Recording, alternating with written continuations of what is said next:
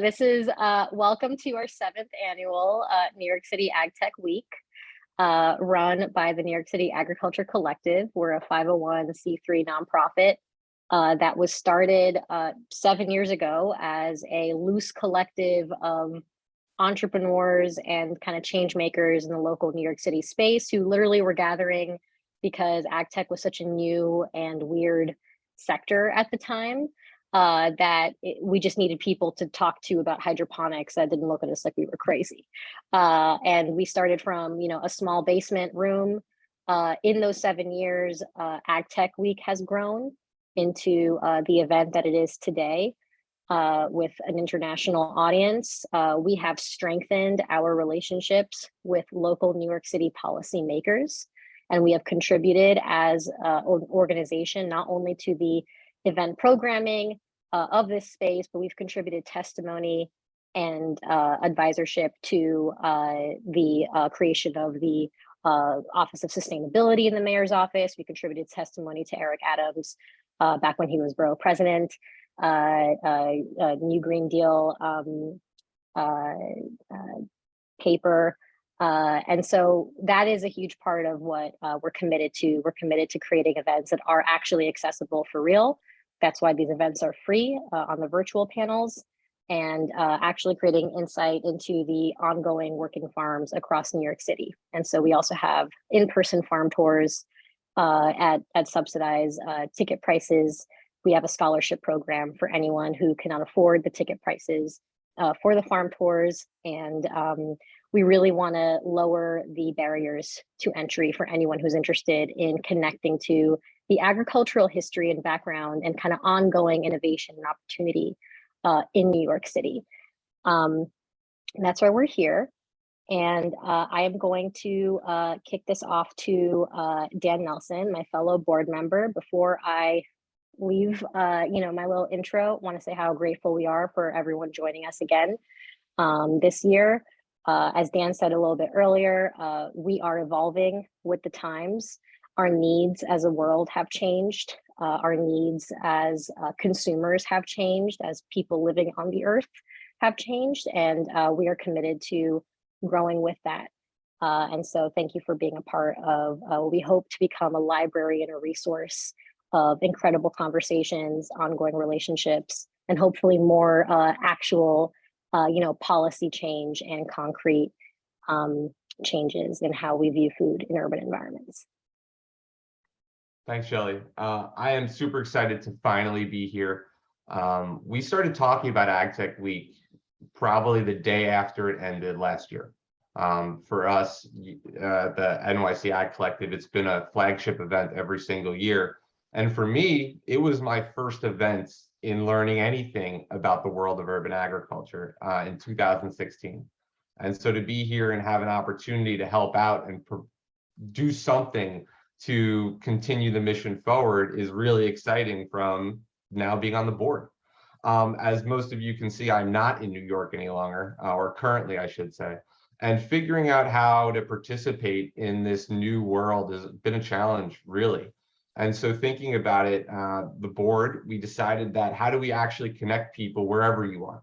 And as Shelley mentioned, we have a global footprint, and we're sure this is going to be seen by people in dozens of countries that are looking to New York as an example of how to address these challenges. It's not going to get any easier. And so what we did over the next 2 days as a board is put our heads together and create 8 fun, interesting, dynamic conversations with the people in New York and our friends around the world that are actively attacking these challenges every day. I think the difference between our panels and the people that we've had in the past is we try to get the people with their hands in the dirt and the boots on the ground that are actually trying to make change. And this year is no different. And we have, I think, 34 or 35 speakers over the next 2 days that are going to share their thoughts and insights on everything from food policy in New York, where we'll kick it off in a second, through the technology side of farms, hydroponics in classrooms, a really exciting topic. We're going to take 2 different looks at businesses of urban farming, One from a failure perspective, where we could start to debrief why farms fail. And then the next one on scaling up, where we could look at the inflection points that helped farms succeed. Tomorrow, we also have a panel on space farming and alternative crops that are probably 3 crops that many urban farmers haven't even thought about. And lastly, we're going to talk about sustainability and recycling. Most importantly, one of the things that the Ag Collective has been so great about is the networking events that we're going to have at the end of the day. And so at 5 o'clock today and tomorrow, if you're interested, come join us for roundtable networking. We're going to have small groups, and we're just going to keep bouncing it around. And we found that in the past, this has been one of the highlights. And so with no further ado, I could not be more excited to hand off the official reins of the 2022 NYC AgTech Week to our first moderator, Patricia Duffy, who's joining us from the Community Table NY. And so with that, here we go. Hi there. I am thrilled to be here. I have been directing Community Table New York City for the past almost 10 years. And it's an open forum for entrepreneurs in the food space to present problems, group problem solve, discuss, and connect. So this panel and this event is totally in line, with my passions. I am thrilled to be with the 3 panelists today. It is pretty exciting to be talking about what's going on in New York ag and food policy and changes. And we're talking about 3 people who have labels around them, accomplishments around them as activists, as innovators, journalists, entrepreneurs, researchers. And I think as a result, kicking this off to bring that breadth of perspective to food policy and food initiatives is going to be thought-provoking and engaging. Because each of these individuals is doing so much, has done so much, I'm going to leave it to them to introduce themselves. And I hope in the context of setting this thing up, our discussion up for education and a platform, if you, in your introduction, can talk about your organization or your initiatives that you're prioritizing right now. And in the spirit of Effective Entrepreneurship 101, tell us what problem or problems you're trying to solve. So I think that'll put us on a great starting point for discussion. So I will go alphabetically by first name. Henry, can we start with you? Sure. Good morning, everyone. It's such a pleasure to be here. I'm very grateful for the incredible company. It's an incredible group of people, and the mission of this organization is really an empowering one. And I'm Henry Obispo. I am the founder of Reborn Farms. Essentially, we are looking to build a hyperlocal food system. The problem, obviously, where I am based, which is my hometown of the Bronx, is that for generations, there has been severe disinvestment, redlining, and obviously this idea of food apartheid that has existed here for so long. I've been working for the last 10 years, creating initiatives, building cooperatives, as well as social enterprises to really get at the heart of this issue, and that is food.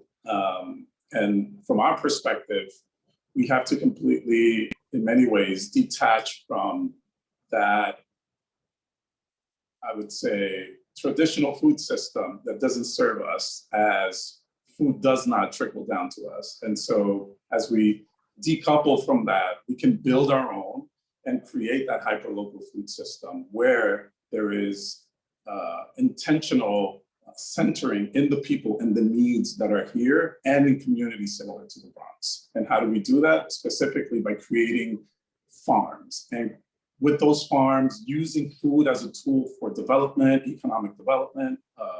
Also, when you think about access, and also when you're thinking about specifically jobs for people to sustain this food system. And that is our aim at Reborn Farms and the work that I've been doing all these years. Great, thank you. Ray? Good morning, everyone. And, thanks for inviting me to this. I'm really excited about this conversation. My name is Gomes, she, her. I am a mother, I'm a writer, I'm an activist. I always say that the order is intentional. I've come to this work for various reasons, according to my identities. But mostly because when I had my son, I found that it was really difficult to access food in my immediate community. I love Bed-Stuy, Brooklyn, where I've been living for the past over 15 years. And, as a dynamic neighborhood, I really could not understand why it was so difficult for me to access the food that I wanted for my family. So I got really motivated to be a part of something that is now called the Central Brooklyn Food Co-op. And I'm currently the chair of the board, a co-founding board member. And it was really through that work that I've been able to cultivate career around food, actually.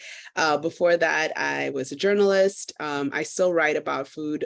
I'm trying to write about other things as well, but food is very top of mind with my work. I'm currently a consultant around food equity as well. And I've been a part of various efforts to improve the access to food in my community and communities like mine.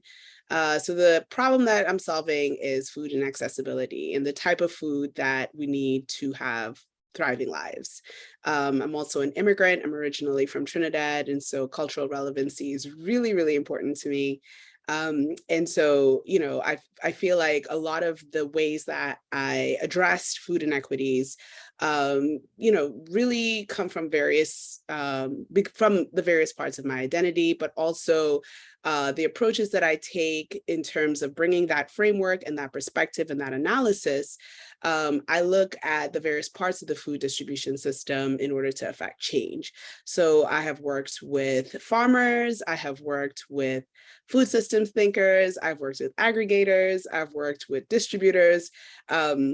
I think that everyone can benefit from having a perspective that centers the community and centers the experiences of the most marginalized in order to answer our most entrenchant food insecurity issues in our communities. Thank you. Wythe, let's hear from you. Great. Hey all, thanks for having all of us, and I'm really happy to be here. And I was here last year, and I will follow up on what I talked about last year with some updates. So my name is Wythe. I'm an anthropologist. I work at the NYU Stern Center for Sustainable Business, which aims to unleash the value of sustainability for businesses and help businesses solve social challenges at scale. I'm part of a group called Invest NYC SDG, and we actually work across sectors, so with the private sector as well as the government and community groups, to develop projects that can help create a more sustainable, inclusive, and resilient New York City, and in collaboration with Cornell University, New York State. My job, I'm the Senior Research Project Manager for Food and Health, so I work on food and ag, which is what I research. And my research is really focused exclusively on urban ag and really entrepreneurship in that intersection of kind of activism and entrepreneurship and policy and where those worlds collide. And last year, I talked about a project we were just starting to map and measure to the degree we can urban agriculture in New York City. And this year I can provide maybe a little later on an update and actually show off where that project is, which is live and people can contribute to it now.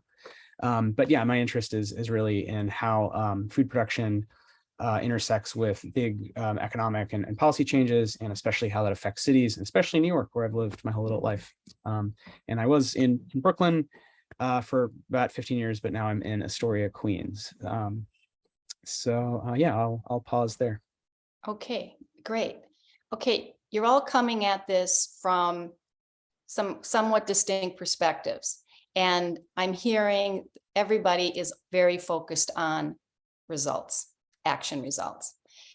I'd love to know from each of your perspectives, when you look at achieving those results, what do you see as the major resources that you have to pull together in order to actually achieve what you're trying to do? I mean, Henry, you've talked about doing something hyper local, I'm very curious also for Ray and Wythe, how are you seeing the voyage, if you will, from here's what we need to achieve and here's what I can do in my world, but what are the other pieces I need to bring in, whether it's funding or the private sector, public sector, policymakers. How are you pulling things together to get where you need to go? And what do you need to pull together to achieve what you're trying to achieve? Anybody, I'm not going to call, just jump in. I know that you all have plenty to share. I'll jump in. Okay. That's such a, I would say, that is the question. that is the question, because obviously we can't do it alone. This is a huge, this is a huge issue, and it really is about the collaborative effort. And what does that mean specifically? It's about bringing resources together and sort of doing away with walls and silos, so that we're able to, in many ways, just harness our energy and our intention towards the right place. And specifically, when it comes to our projects, it's really connecting with the community, which has been the case for the last 10 years. And I would say that the community is the one that has really done a lot of the work. But now, specifically, at the point that we are in, it is really about building bridges with the private sector and raising funds for this idea that centers humanity and the planet, because we have to all be in it, right? And if we're able to solve these issues specifically locally, then we can replicate them, and that can be attractive to the private sector. And then the other way that specifically for us, that's very important, is with our elected officials, because there has to be this idea of private-public to be able to really build a new system as we see it. It really takes the forces of the city, for example, to understand and to help us guide the way forward, financially, with resources, and also policies. And how it looks for us is to, for example, partner with our local assembly member, which we have, and our local council member, which we have, and to be able to harness that and the resources that they can provide, because in our community, obviously, they're very well aware of the issues here.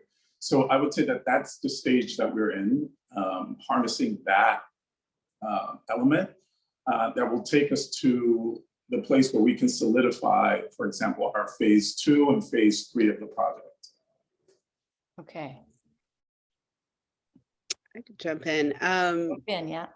Yeah, I agree with Henry. I think the community is the thing that needs to be centered because it's the thing that's least centered. But I do want to disagree slightly, and just as a caution, because a lot of solution making is really about how problems are getting framed. So my thing that I really want to bring in addition to the community, is an accurate framing of the problem that leads to an accurate solution and focus on the solution.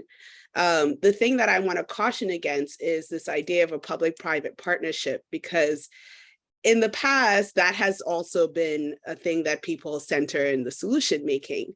And what that says is that,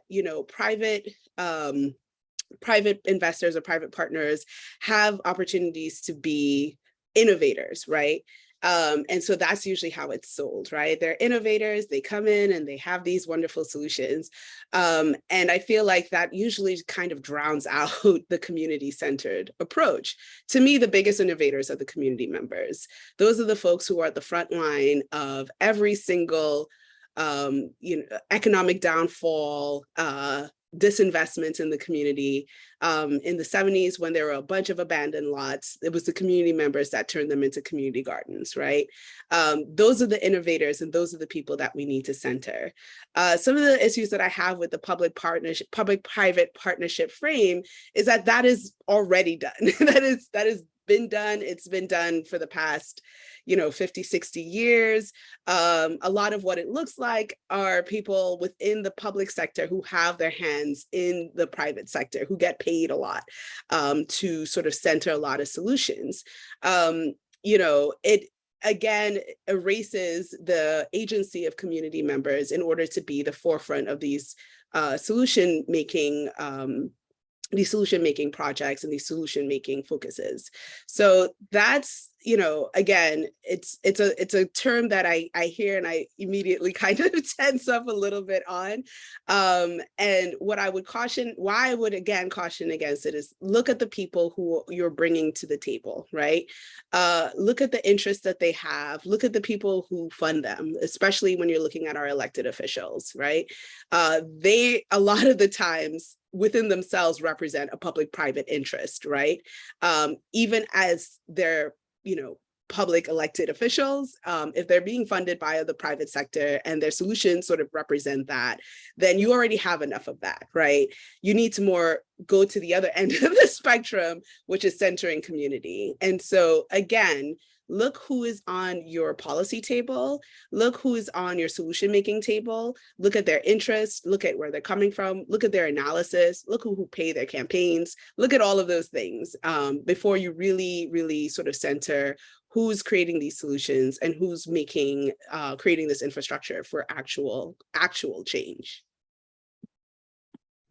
Yeah, and to build off that, I think, that's where it's a question as a social scientist and as someone at a business school focused on, a group focused on how business can, do better in various ways and engage with the government, but also community groups. And that's one reason we decided on, in the context of urban ag, not only pilot projects, but also creating a tool not related to any specific project, not related to any specific sort of, investment pathway, that was just a way to accurately gauge, what's going on and to try to bring different people in conversation as a kind of experiment. And in part because I've seen, and other people who research urban ag have seen, that it can be hard. It's an area where I think a lot of community growers might feel some fatigue at like having been over-researched, but that doesn't necessarily help them. And then you have private companies coming in who don't necessarily want to share data and don't see the benefit.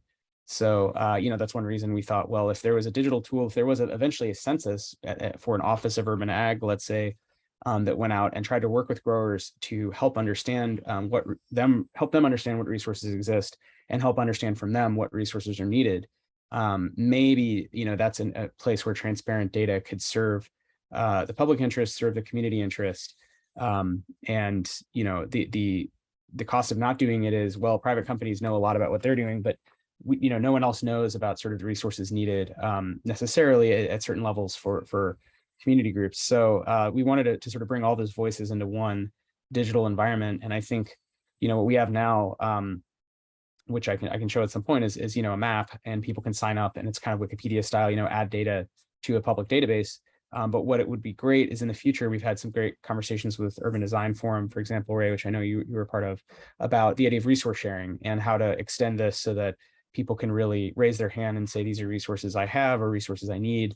And we can try to build in easier pathways if people want to get involved in growing food locally or distributing food to those in need, or helping maybe sell some locally grown foods to actually make money to support those activities.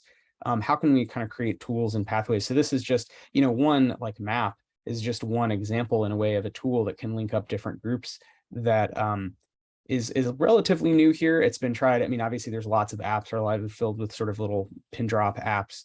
But I think in this sense, there wasn't an attempt to view a sector holistically as something that isn't just private and isn't just driven by community interests. Although that certainly is historically where the hard work has been put in.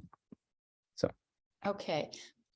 Maybe I'm not getting this right, but it actually sounds to me like you're all pretty much in agreement in that you recognize where the problems are existing.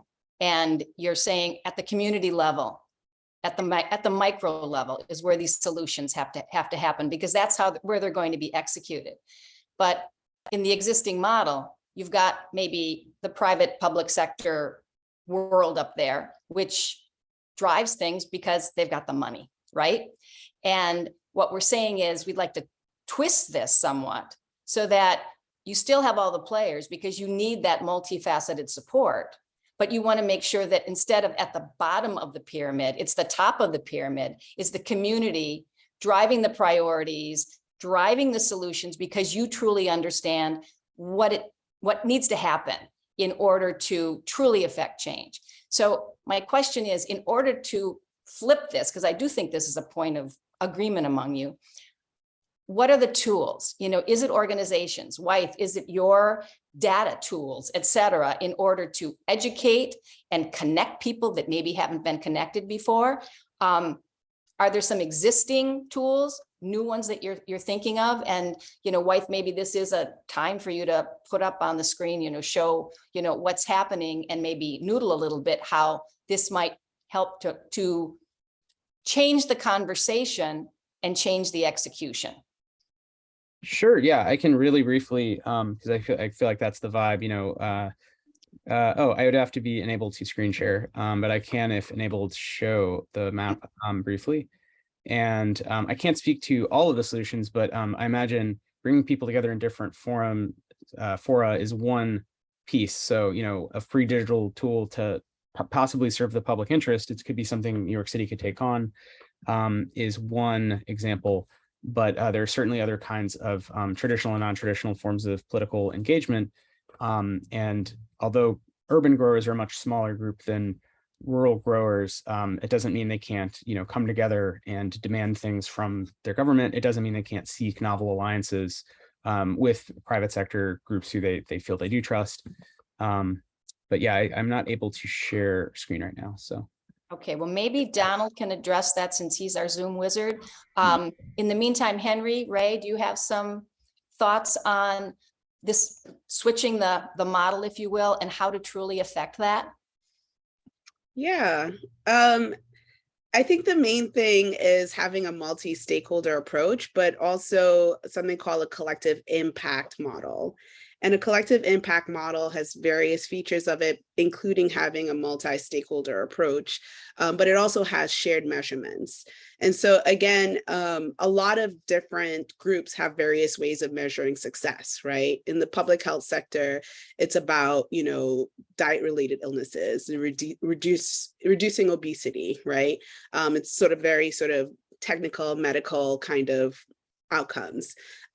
With emergency food, they usually measure their success by how much more food they're able to give out into the community. And to me, that's a model that's not, you know, great, because it's saying we're successful if there are more hungry people. In, you know, various community-based organizations, it's about, you know, how many events they've done, what impact their members have in particular, right? So again, you know, back to the concept of who's at your table, you know, depending on the organization that you're coming from, or the agency, or, you know, the group, you know, what is your measure of success, and how do you create a collective impact model that has one measure of success that everyone can agree on, right? And so, you know, that's a challenge. I'm still trying to figure that out myself. But a group that I think, you know, has a really wonderful way to do that is like the LA Food Policy, LA Food Policy Council. They have a multi-stakeholder approach. They have unions, immigrants, street vendors. They have a ton of people, and they make sure that they have language access for those folks. They come at it in different ways. They meet people where they're at. It's a lot of work. It's a lot of work, which is why a lot of people don't do it. But, you know, to Wythe's, you know, point about, you know, having, you know, when he worked with us in our fellowship, that was another example of having a multi-stakeholder approach, where food justice activists were working with city planners, with designers, with architects, and, you know, really thinking through various ways of solving the problem of food inequity in our city. So again, having, you know, a lot of different people from various sectors centering the community, but also having a shared way of talking and deciding on what success is. Henry? Yeah, I would offer the example that we have here in the Bronx, which is there are about 80+ organizations here which I'm a part of. And in many ways, they interrelate. Specifically, and I mean, you will have everybody there, from clergy to nonprofits to small institutions, cultural institutions, hospitals, all in coalition speaking about this. And in many ways, because we're all in agreement of the realities on the ground here, we may not, the thing is that we don't all have the same vision forward. We all understand the realities on the ground that have gotten us here, but also that persist. But we all don't have we all have different ways to measure it, because we have different approaches and we have different focuses. And so it's more about, I would say, acknowledging also that, because that's in a multi-stakeholder sort of engagement. There is the purpose of making and making, I would say, making progress, right? But it looks very different, at least for us here on the ground, where we can build that coalition and we can engage and, for example, build an initiative together, and in that way, we can all, in many ways, have one singular focus, but they diverge in terms of like what each is looking for. And so I don't know that it's about necessarily always being in agreement as to like what the way forward is, but it's just understanding the issues and knowing that we all kind of like approach it in a different way. Okay. In that context of, I mean, when you say 80 organizations, and then you look at how many other communities, it's just a little bit mind-blowing, you know, to think about the breadth of the stakeholders. I'm wondering, from where each of you sits, is there a place that exists or could exist to sort of provide that umbrella to say, here are the main goals, the main problems, the main talking points. And even though we have diverse agendas out there among the communities, which there should be, right? Is there a place that could live, so that whether I am an entrepreneur, you know, like Henry in another community, that, you know, I can come to this and I know I am now a part of a collective force, because no matter how great the impact you can have in your community, it's still such a bigger problem. So I'm wondering, is it a city office? Is it some coalition that people like you pull together? What's out there? And I think maybe for the audience, understanding how and whether they might engage, this will be very, you know, powerful information. I'd like to follow up on that. Okay. Because I shared the example of the 80 organizations, but there is an example that's in many ways being birthed here as well in the Bronx, which is under the organization BCDI. It's the Bronx Cooperative Initiative. Okay. And the idea is to become that umbrella for them. And so they started engaging different organizations, social entrepreneurs, and ideas under this great sort of umbrella that's it's called the visioning of the Bronx for 2030. Right? What is it that we want for the Bronx? What is this general idea, general vision? And it comes down to, you know, not just food, but infrastructure. It comes also when you think of health, when you think of access and education. They're looking at like 8 pillars.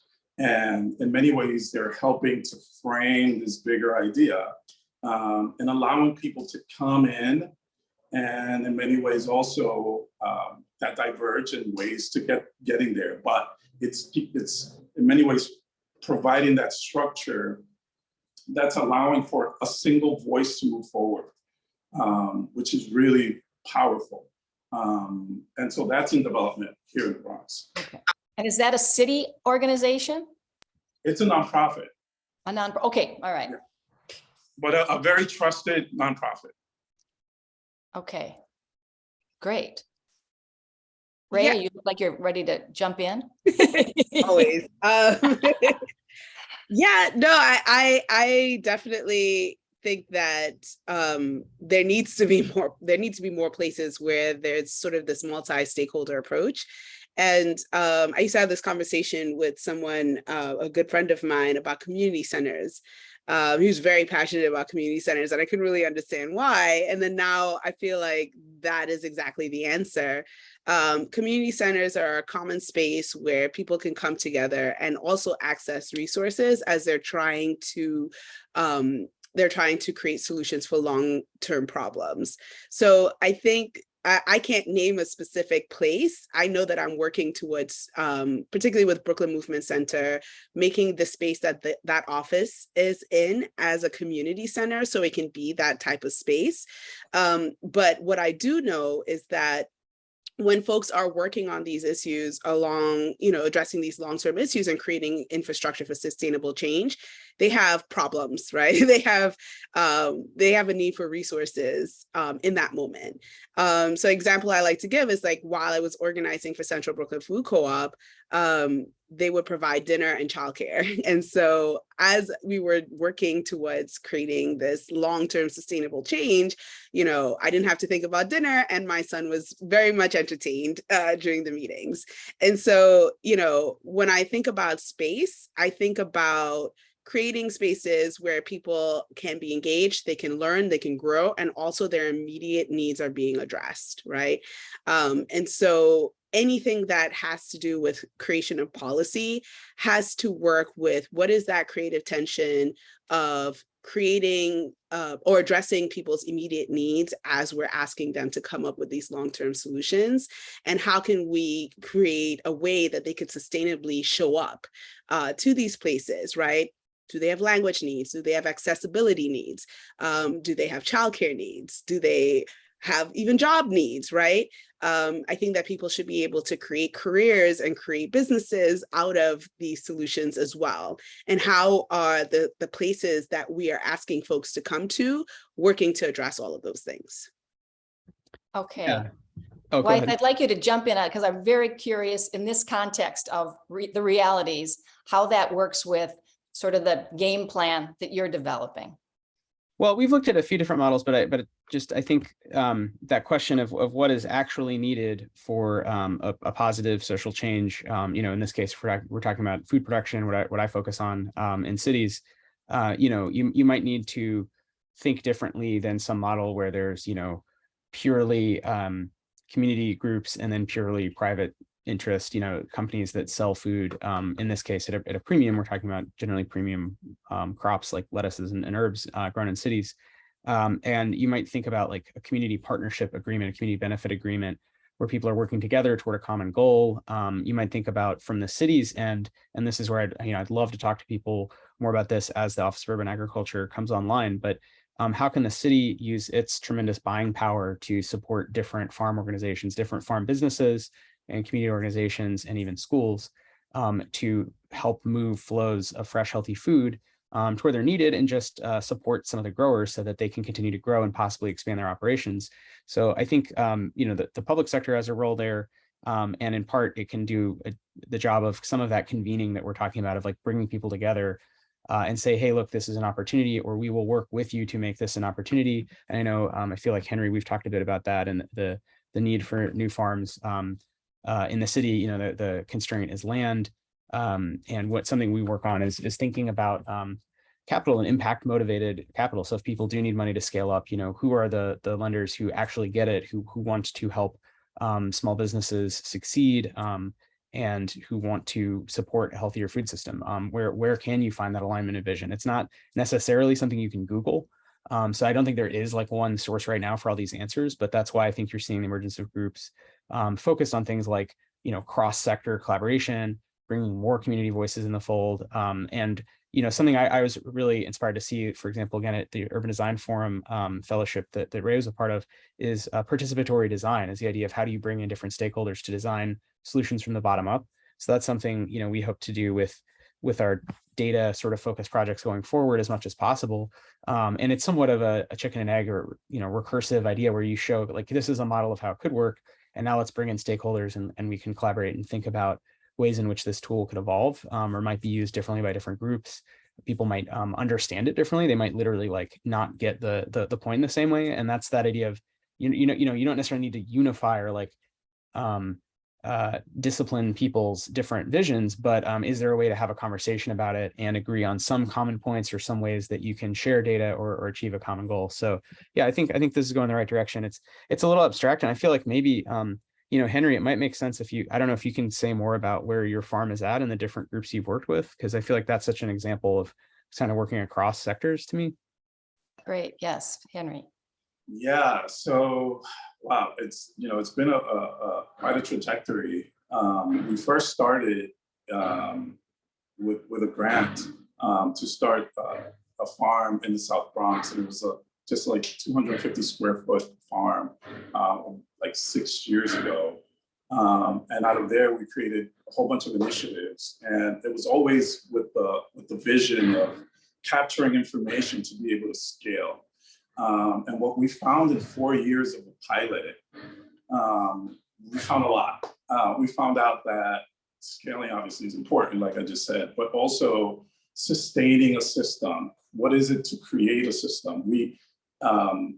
What is the viability of it? And so as we forayed into this scaling world, we wanted to connect these ideas of community and also infrastructure and how that worked, because yeah, there's not a lot of land, but there is this idea of, there's rooftops, and there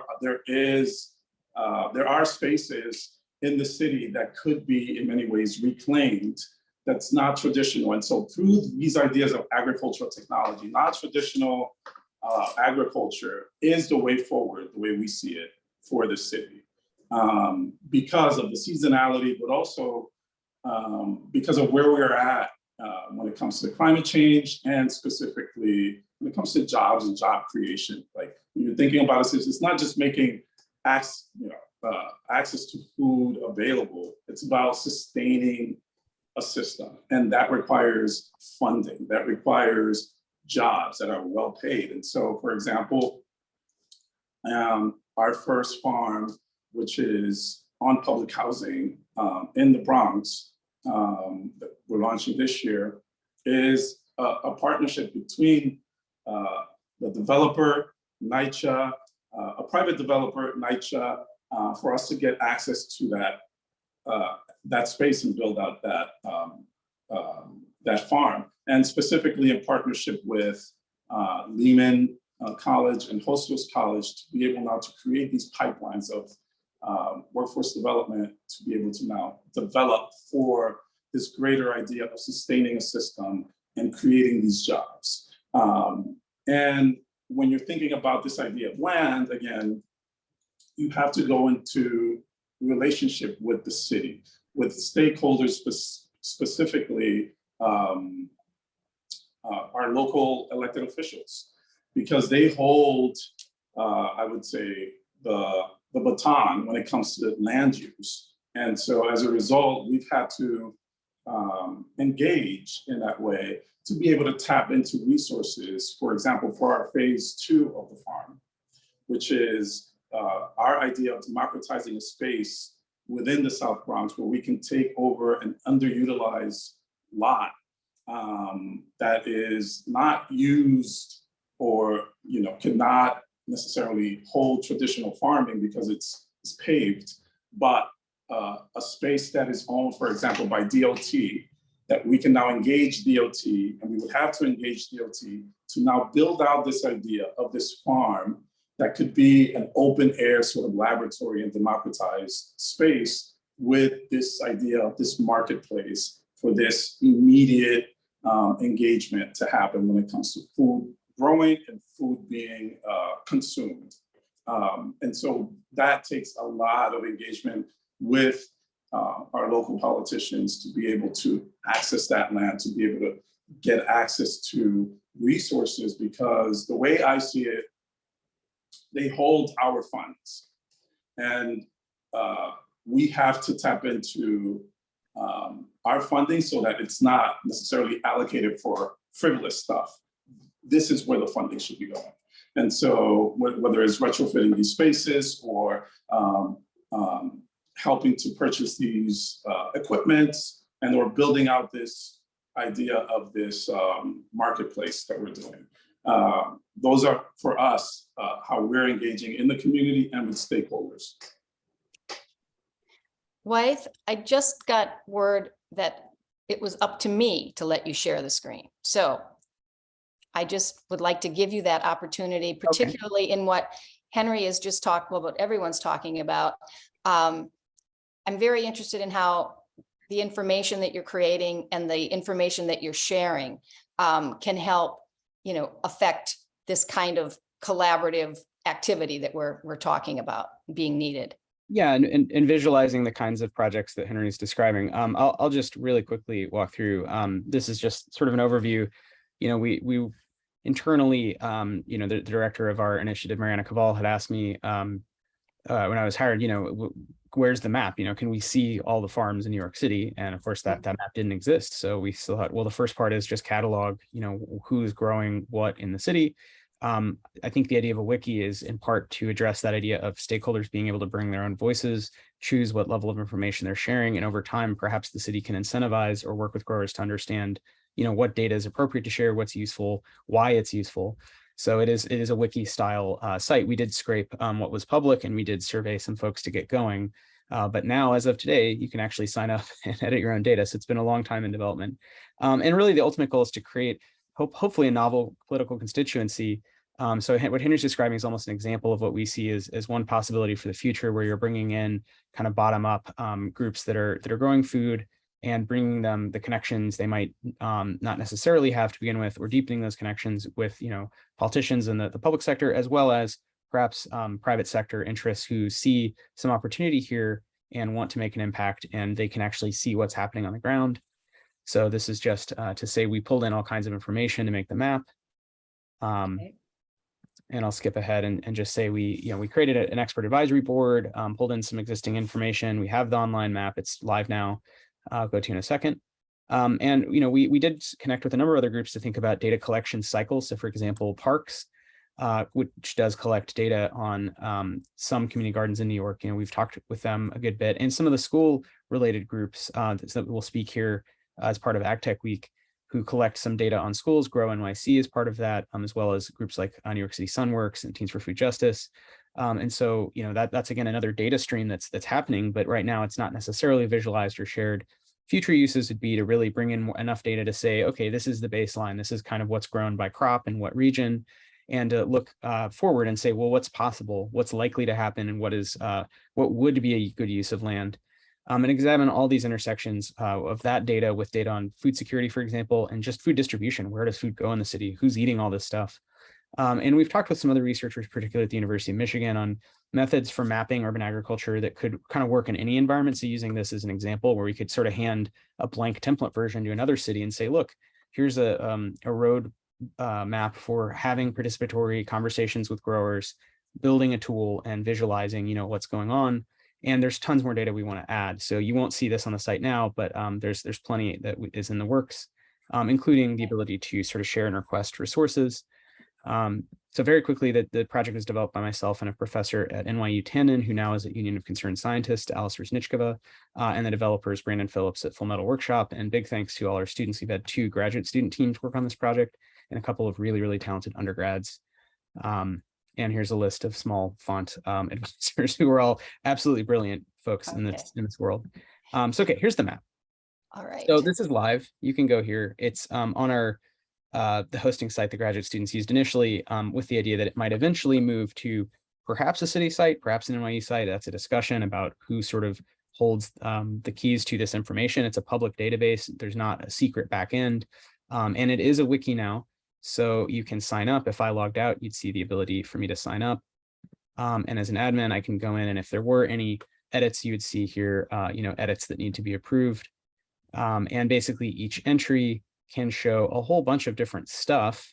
Most of the entries, because this is public information or information we have from parks, is not showing too much right now. With the hope is that more people will fill out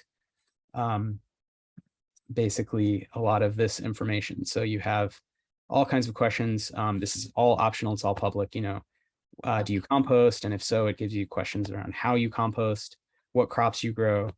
And this is all information that we hope to tweak over time. We hope to work with growers in the city to understand what is actually useful, what is most useful, what is most desired, and how to help growers measure things they don't currently measure if that's of interest to them, because a lot of growers, quite frankly, are volunteers. They're very busy. They don't necessarily have training in measuring all aspects of horticulture, like what's being grown.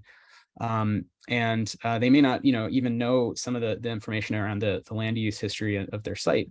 But over time, if we can get more of this information and track it year to year, you could see this very vibrant sector. And you see also very distinct clusters. I mean, look at where these are, community gardens and school gardens in the Bronx, Harlem, and throughout North and East Brooklyn, and really throughout the city. And these little dots are all school gardens. But you could really begin to see more patterns and perhaps bring people together by asking them to engage in a similar process and talk about what they're able to share. So that's kind of the pitch. This is where we're at. And again, if you're interested, go here, sign up, and add your info. Okay, great. Well, this certainly demonstrates, the power of data, and information, and also how huge the information bank is out there. I'm just curious, from Henry's standpoint, Ray's standpoint, it seems to me that if something like this tool, in addition, could provide surveys of, as Henry said, properties that could be developed into farms, that instead of each individual organization having to do the legwork, that there would be some database of here are the buildings, here are the developers you'd need to deal with, et cetera, that would really support that singularity, if you will, of mission and need. Any thoughts? Yeah. Again, I think, I nerd out on everything that Wythe displayed, and our conversations before. I told him that I secretly wanted to be an anthropologist at a certain time. So there's still time, Ray. I don't know, those college loans say different, but anyway. But I do think that, again, a lot of this comes down to who you're centering. And so data is very, very important. And narratives are important, people's perspectives, historical perspectives, and historical campaigns are very important as well. I just wanted to add something really quickly, because again, I think that, even in this panel, we've demonstrated that having various approaches and perspectives can contribute to a full story. So, I can already see, folks in the community using Wythe's tool in order to see what is already out there and see where they can sort of plug in their efforts. But also for people who are looking to do work within the communities to actually know what's happening in the communities. And, again, one thing that people really need to be aware of, if you're not already, is that, folks from their communities are very proud of their communities, and they have a specific identity that they sort of subscribe to in terms of talking about their community. I say that I'm very Brooklyn focused, so I will never go to Henry's neighborhood and say, this is what y'all need to do, right?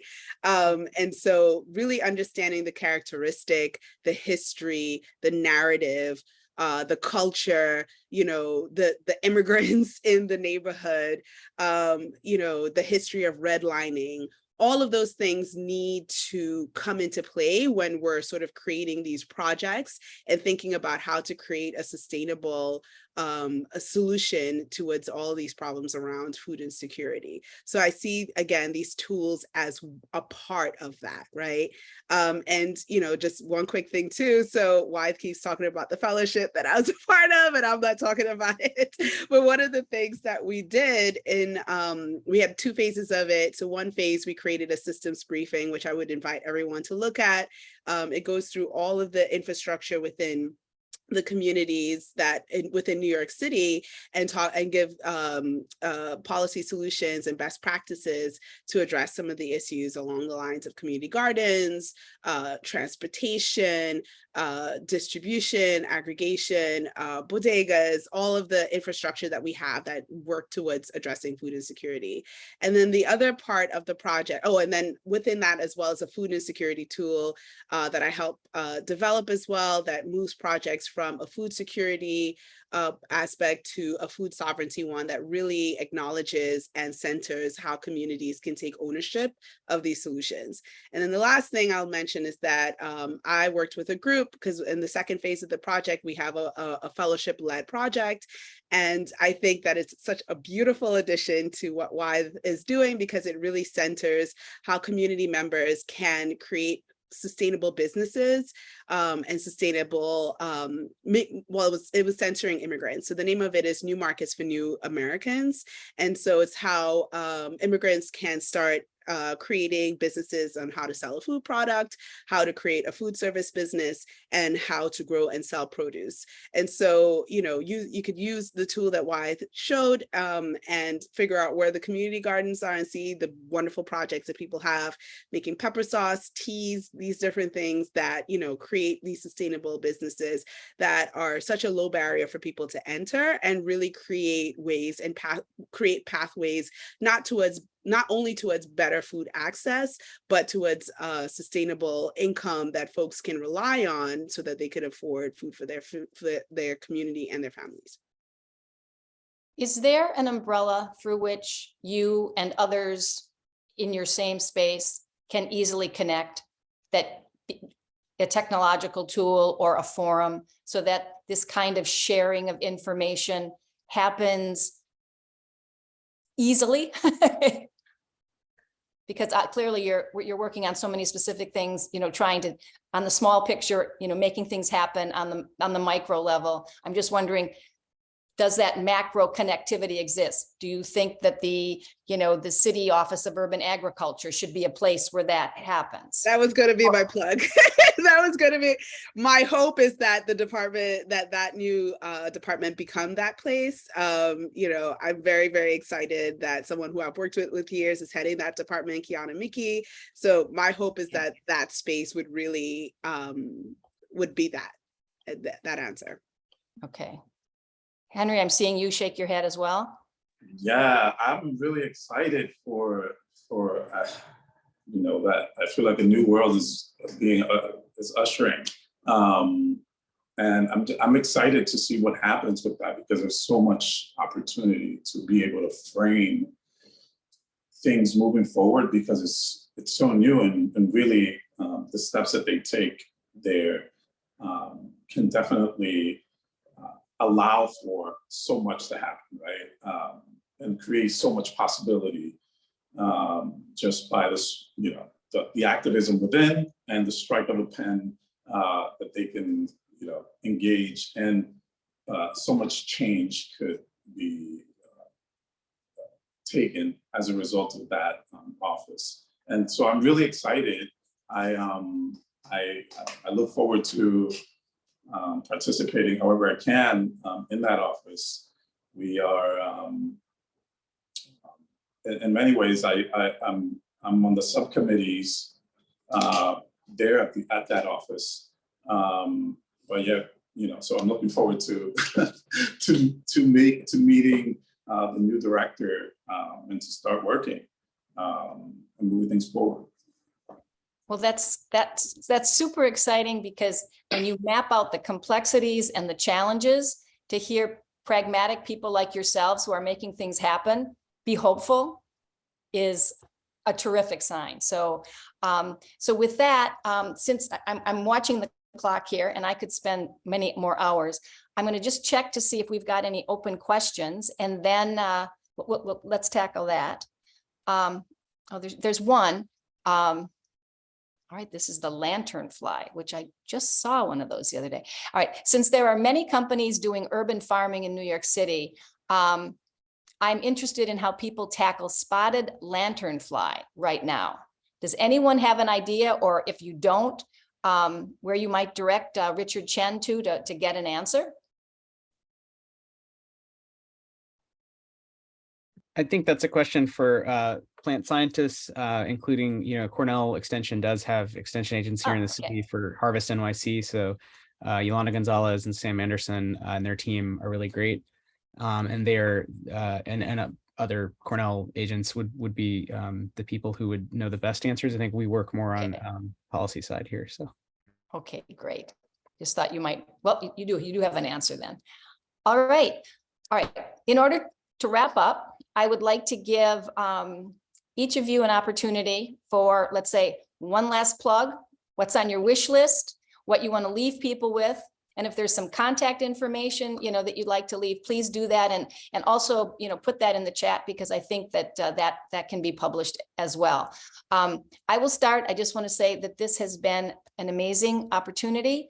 As I mentioned at the beginning, I'm in year 10 right now of Community Table New York City. It's an open forum for food entrepreneurs. Anyone in the food space, we get makers, consultants, students, aspirational entrepreneurs, et cetera. And it's really a place for group problem solving, as well as making connections. And if you're interested in getting on the invitation list, we are doing things via Zoom right now. It's tough to leave Zoom simply because it makes it so much easier for people to participate, and we can cast a wider, geographic net. But you can connect with me at pduffynyc@gmail.com if you're interested. So as I said, one last plug, what you'd like to leave the group with. Wythe, start with you. Sure. Yeah. I mean, this is really great. I saw a great question also about land use and urgent land use. I think that just must, now they're coming up. Okay, hold on. Can I backpedal here?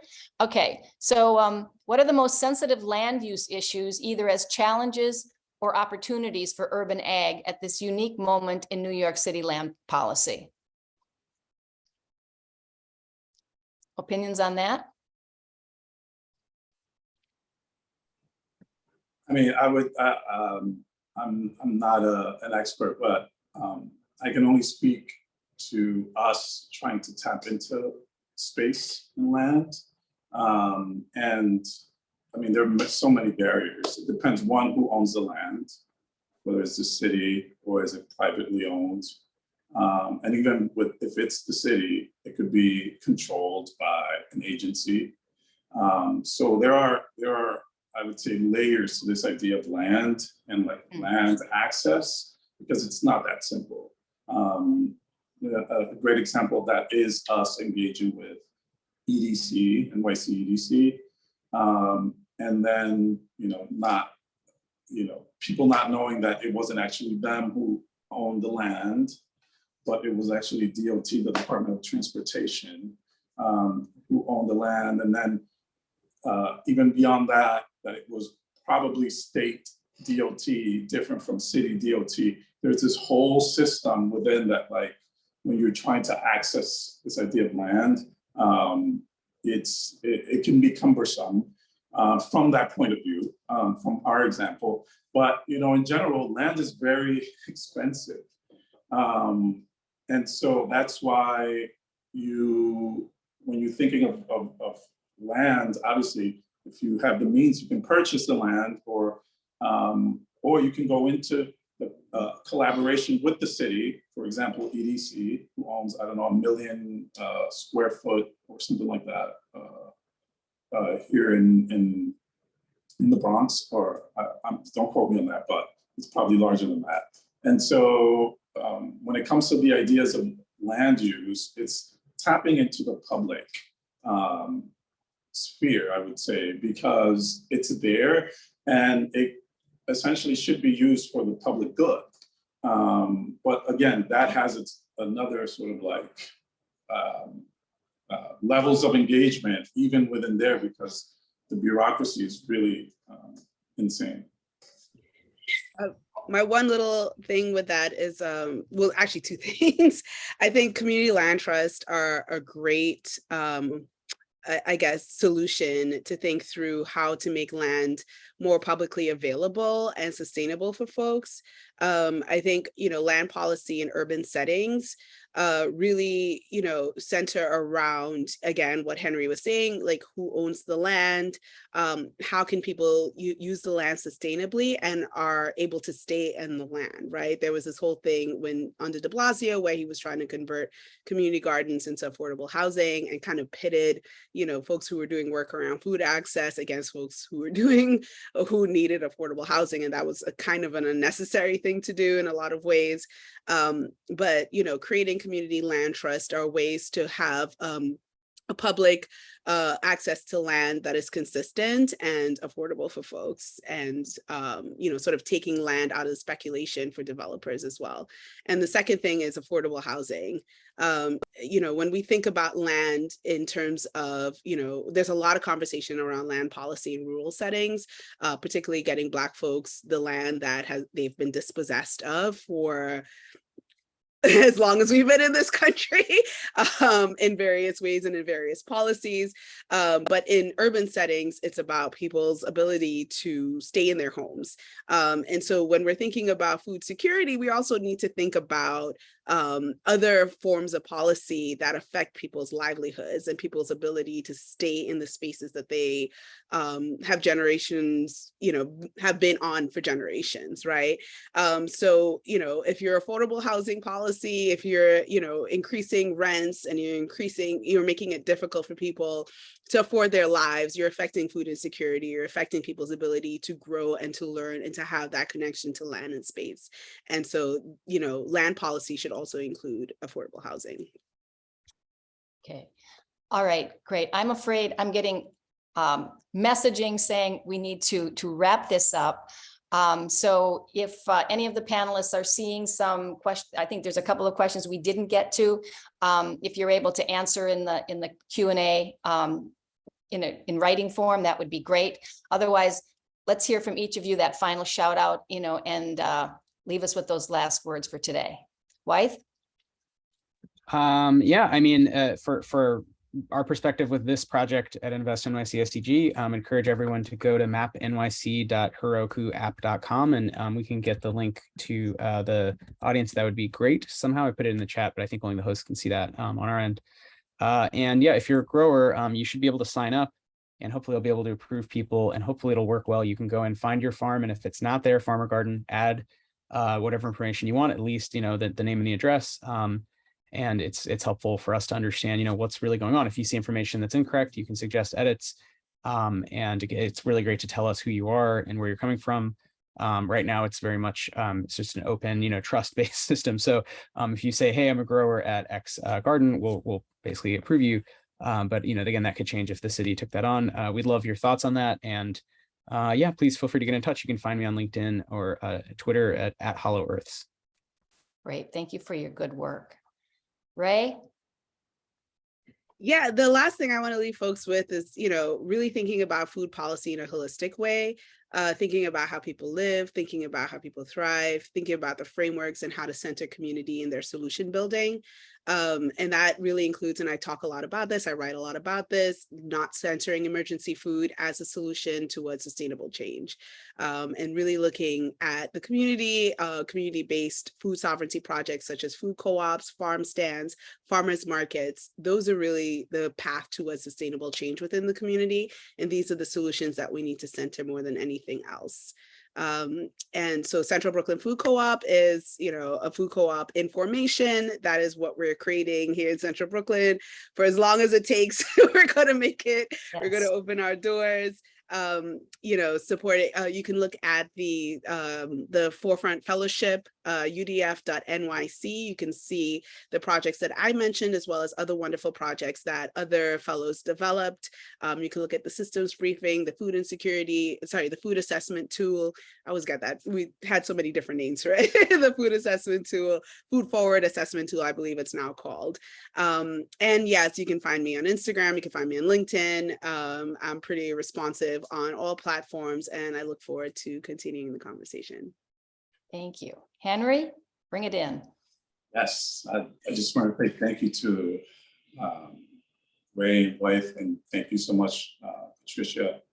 It's been incredible. I'm honored to be on the stage with all of you. And I guess I'll leave everyone with just saying that we need to think anew, and we need to center people, communities, and people need to empower themselves in many ways. Just like Ray was mentioning in terms of food, there has to be a way forward where people focus on a sustainable path. And that is a path that offers also economic development for communities, that offers innovation for communities. And at Reborn Farms specifically, that is our main mission and our main idea, which is to build this system that centers people, but for people to empower themselves so that they can, in many ways, hold their futures in their own hands. We just want to be the facilitators of that road forward. And that's it. It's really about people empowering themselves and building systems within their communities so that they're able to stay in their communities, they're able to thrive in their communities, and develop and build wealth in their community as well, because it's a huge component that goes right along with this idea of food access. For it to sustain itself, people need to be economically developed. And so you can find us at the socials and on LinkedIn. You can find me there as well. And I look forward to engaging with all of you and collaborating, and definitely shoot me a message or an email as we develop our farm project, and also as we launch our phase 2 next year. We'd love for all of you to come and be a part of the movement that we're creating.